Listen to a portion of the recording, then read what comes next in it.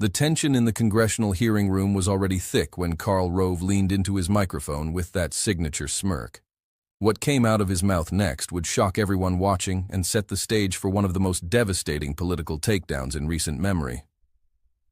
"Representative Crockett," Rove said, his voice dripping with condescension, "maybe if you had grown up with some actual guidance instead of, well, whatever situation you came from, you'd understand how real policy works." The room went dead silent. Jasmine Crockett's eyes flashed with something that made even seasoned political observers lean forward in their seats.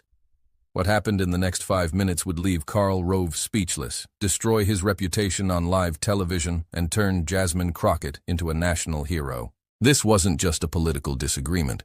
This was about to become the moment when a young black congresswoman from Texas would expose one of the Republican Party's most powerful strategists as nothing more than a privileged bully who had finally picked on the wrong person. The stakes were enormous. Crockett knew that millions of young women, particularly women of color, would be watching to see how she handled this attack. Would she shrink away from the confrontation? Would she lose her composure and give Rove exactly the reaction he was hoping for? Or would she find a way to turn his weapons against him while maintaining the dignity and professionalism that her constituents expected? For his part, Rove was supremely confident. He'd destroyed bigger names than some freshman congresswoman from Dallas. He'd taken down war heroes, governors, and senators with well-timed attacks and strategic character assassination. In his mind, this was going to be easy. Before we dive into this incredible showdown, hit that like button and subscribe so you never miss these jaw-dropping political moments. Trust me, you're going to want to see how this plays out. The attack was personal, the response was nuclear, and by the end, Karl Rove would be trending on social media for all the wrong reasons, while Jasmine Crockett would cement her place as one of the most fearless voices in Congress. What made this moment even more shocking was the setting.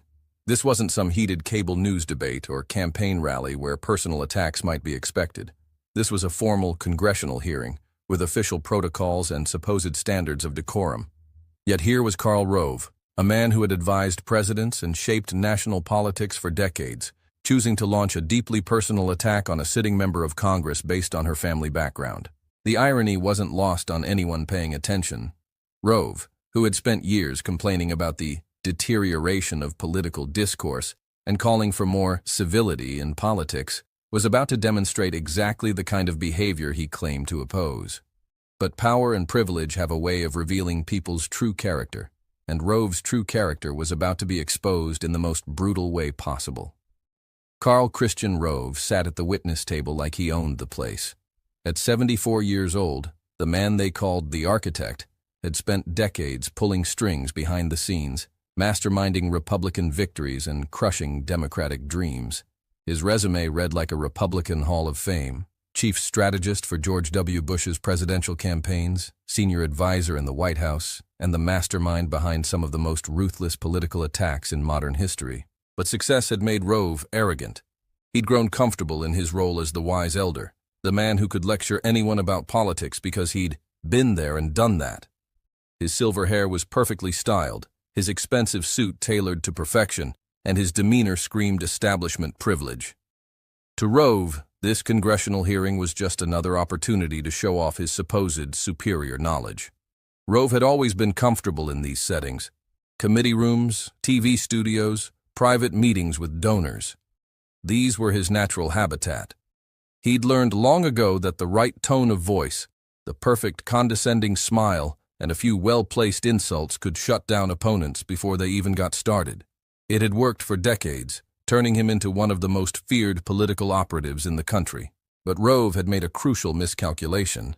He'd assumed that his old playbook would work on everyone, that his reputation alone would be enough to intimidate a freshman congresswoman. He'd looked at Jasmine Crockett and seen what he wanted to see: someone he could easily dismiss, someone who would back down when faced with his supposed authority. He had no idea that he was about to encounter someone who had been preparing for this moment her entire life. The hearing was about voting rights legislation, and Rove had been called to testify about election integrity.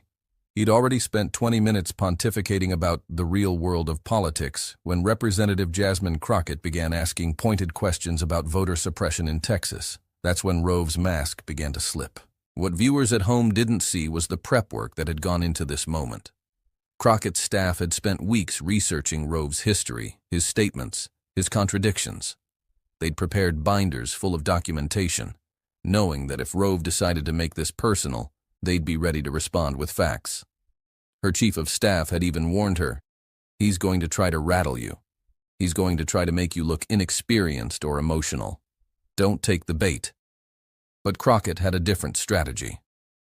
"If he wants to make it personal," she told her team, "then we'll show him what personal really looks like.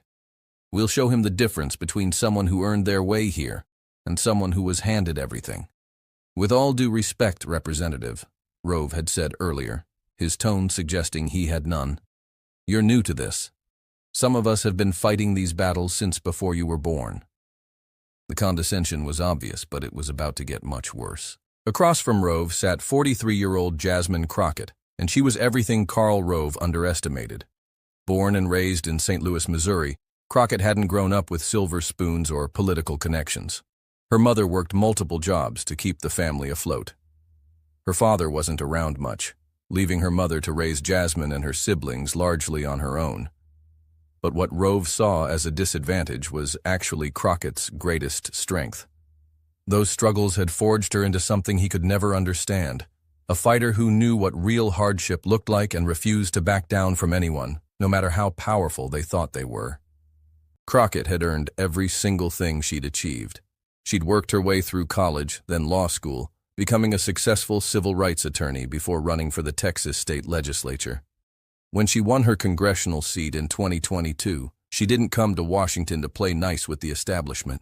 She came to fight for the people who looked like her, who struggled like she had, who needed someone in Congress who actually understood their lives. Sitting in that hearing room in her sharp business suit, her natural hair styled in locks, Crockett represented everything the old Republican Guard feared. A young, brilliant, uncompromising black woman who wasn't intimidated by their power or their money. She'd seen men like Karl Rove her entire life. In law school, when professors assumed she was there because of affirmative action rather than merit. In courtrooms, when opposing attorneys tried to dismiss her arguments before she'd even made them. In the Texas legislature, when veteran lawmakers spoke to her like she was a child who'd wandered into the wrong room. But each of those encounters had taught her something valuable about how to handle bullies. She'd learned that the best way to deal with people who underestimated her wasn't to get angry or defensive, it was to let them reveal their true nature, then systematically dismantle their arguments with facts, intelligence, and unshakable moral authority. Crockett had been building toward this moment for years, even if she didn't know it. This confrontation was about more than voting rights legislation. It represented a clash between two Americas, the privileged political class that had run Washington for decades, and the new generation of leaders who'd fought their way to the table despite every obstacle thrown in their path. For Rove, this was supposed to be easy. Lecture the rookie, establish dominance, and move on. He'd done it countless times before with young politicians who wilted under his withering stare and sharp tongue. For Crockett, this was about every little girl who'd ever been told she didn't belong, every young person from a struggling family who'd been dismissed because of where they came from, every black woman who'd had to work twice as hard to get half the recognition. The room was packed with reporters, C-SPAN cameras were rolling, and social media was already buzzing about the tension. What started as a routine hearing was about to become a defining moment for both of their careers, and Karl Rove had no idea what was about to hit him. The trouble started when Crockett began asking specific questions about voter ID laws in Texas. She'd done her homework. She had statistics, court cases, and real examples of how these laws affected her constituents.